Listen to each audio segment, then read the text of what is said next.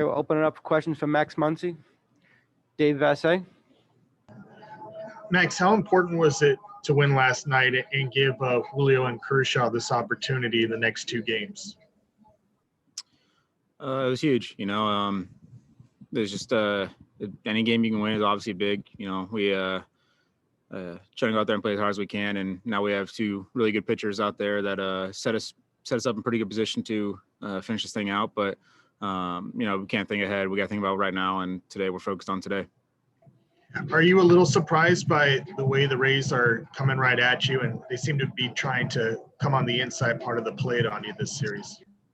No, that's who they are. They pitch to their strengths, and that's what their strengths are. They're not going to change who they are for anybody, and that's why they've been so successful, and that's why their pitching staff is as good as they are. They don't try to manipulate what they do based on other people. They pitch their strengths, and that's what they do.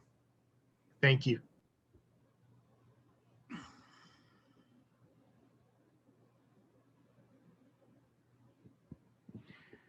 John Shea.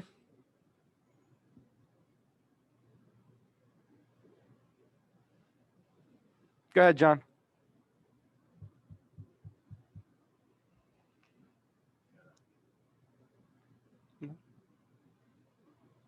John, you're on mute.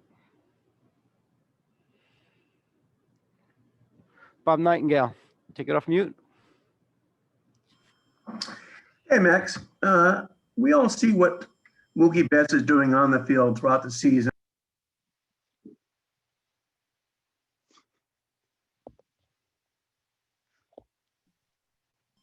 Max? Sorry, Bob. Go ahead, Bob. Yeah, you got to repeat that. Yeah. Max, we know what Mookie Betts is doing on the field throughout the season, postseason, but what has he meant to you guys inside that clubhouse going back to spring training when he had when you guys had the team meeting and he spoke out?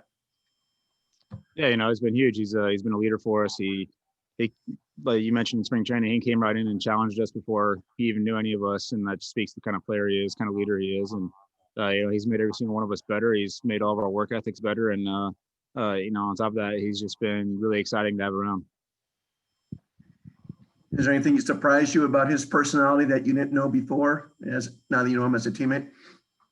No, I mean, everything I'd ever heard about him was how hard of a worker he was and how he doesn't let any type of success change who he is. And, that's 100% true.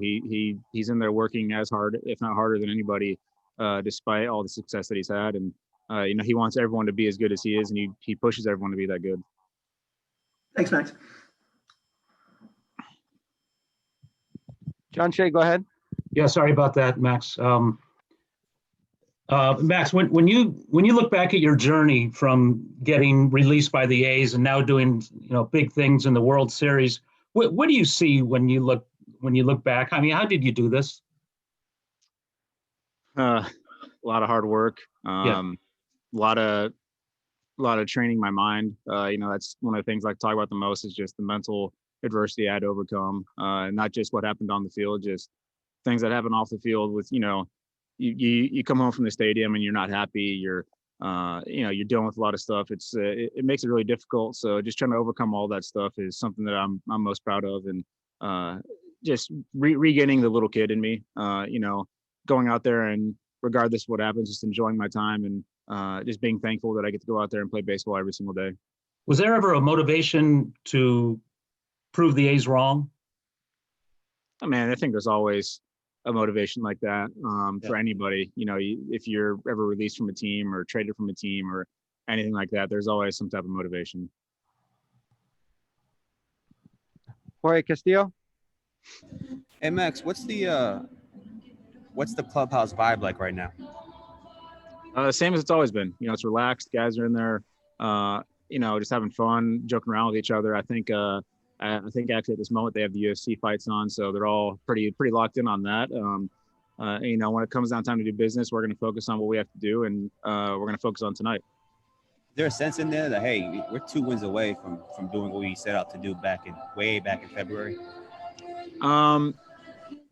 Maybe a little bit, but like I said, for the most part, guys are focused on tonight. We're focused on the starting pitcher tonight, focused on the Rays, and we're focused on whatever we have to do to try and find a way to get a win tonight. Just lastly for me, what do you think of the 4-man outfield the Rays have done a few times, and did you adjust your approach at all when you see it? No, if you adjust your approach, that's giving them the win. You just got to keep your same approach, and you know, you got to keep your same. So you can't try to change anything based on what they're doing. It's that's what they want you to do. Thank you. Mark Whicker.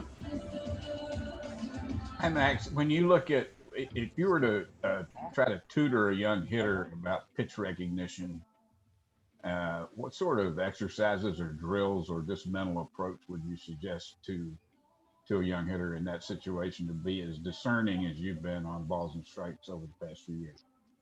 I think the biggest thing would be stick to your approach. You know, you're looking for a certain pitch.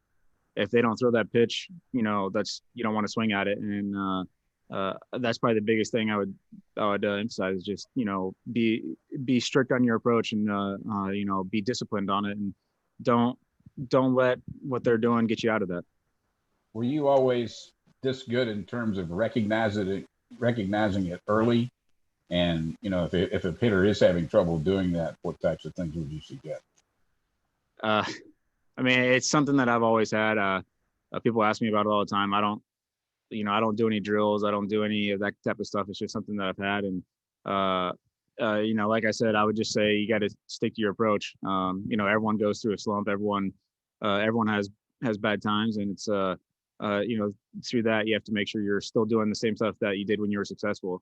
Just because you're going bad doesn't mean that, you know, you're doing things wrong. It's just the way the game is sometimes. Jeff Wilson. Hey, Max, you've been here about 3 weeks, about 20 minutes from where you grew up. Wonder what that's been like for you, that you haven't been able to leave the bubble and go, I don't know, to your favorite restaurant or see your parents or go run home and pick up a pair of shoes that you want, anything like that? It's been extremely difficult. You know, you're so close, yet you're so far away. You know, this has been home for me for the last, you know, 19, 20 years almost. You know, it's home to me and my wife. It's where we have our house, and, you know, not being able to go see our friends, see our family, not even allowed to have our pets. It's, you know, it's just been extremely difficult. It's, but, you know, we're really close to the end, and hopefully it's something that's going to all be worth it. Do you have something you're going to do, first thing you're going to do when you are able to go out and go home? Just go home and enjoy. Well, first thing we're going to do is go pick up our pets. You know, those are our kids, our family. We're going to pick them up, and we're going to go home, and we're just going to enjoy being home. Okay. Thanks, Max. Jackharris. Max, how often does the coaching staff talk about controlling the strike zone? And what are the things that they actually do to get that message across? You know, I don't know that they necessarily talk about controlling the strike zone. They just talk about being disciplined in your approach and being disciplined in our team plan. You know, we might be looking for a certain pitch. We might be looking for a certain side of the plate, or maybe it's up or down, and just, you know, not chasing anything that's not in those zones. I think that's the biggest thing that we try to emphasize. JP. Hey, Max, I know coming off of injuries, it's an easy trap to fall into for a lot of hitters to develop any bad habits. I'm just thinking specifically about you getting hit on the hand back in July. How long did it take you to, A, feel physically where you wanted to, and then B, eradicate any bad habits that might have come from that? I don't know. I might still be dealing with some of that. You know, the biggest thing for me on that was mentally.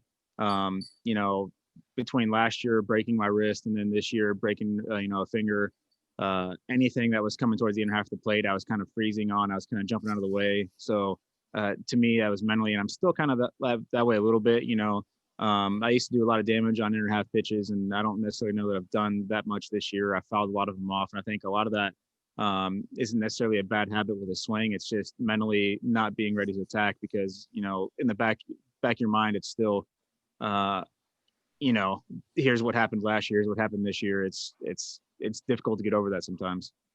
Do you think that's why it was important for you to continue just seeing pitches, even when, you know, physically it would have been easy for you to go on IL, just to be more comfortable with that inside pitch?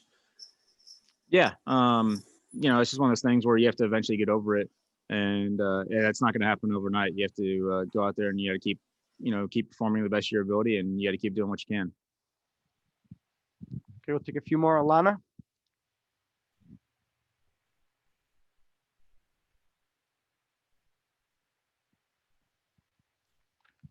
Alanna Rizzo. Max, human tendency is to look forward, to look ahead. How are you guys able to not do that and legitimately just focus on the task at hand? I think it just speaks to everyone we have in our clubhouse, you know, starting from the top all the way to the bottom, you know, with the staff and the players and even the training staff and the strength staff. It's all focused on what we have to do for today, for right now, for this moment. You know, there's no, hey, we need to get you ready for tomorrow, get you ready for the next day after. We got to make sure you're ready for today. Here's our plan for today. Here's the pitchers that are throwing today that we need to hit. You know, here's the batters that are playing today that we need to get out. It's kind of just, you know, I think it's everyone involved, and that just speaks to, you know, everyone that we have in that clubhouse. How have you seen Julio progress as a pitcher? It's been pretty incredible. You know, from my first time seeing him when I came over here to the Dodgers, being, you know, the young guy that's was always on the pitch count, to now being the guy who's they want out there in a big situation because that's who he is. It's you know, it's been pretty incredible for me to watch, and you know, just with the type of guy that Julio is, it's you know, it's really fun to see and really good to see because he's such a good guy, and you know, his stuff is really good, and the way he's able to control it, move in and out, move up and down, you know, keep people off balance. They're never able to sit on one pitch. It looks like, you know, it's pretty incredible to see. Thank you. And last one, Ron Blum. Max, do you view home runs as particularly important to the success of the Dodger offense, or is it just a sign of the times where pretty much for all teams it's now significant?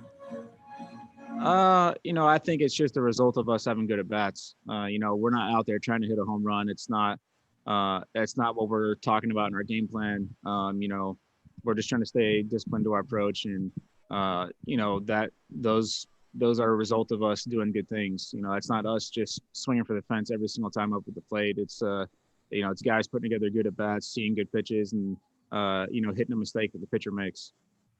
Thank you. Thank you, Max.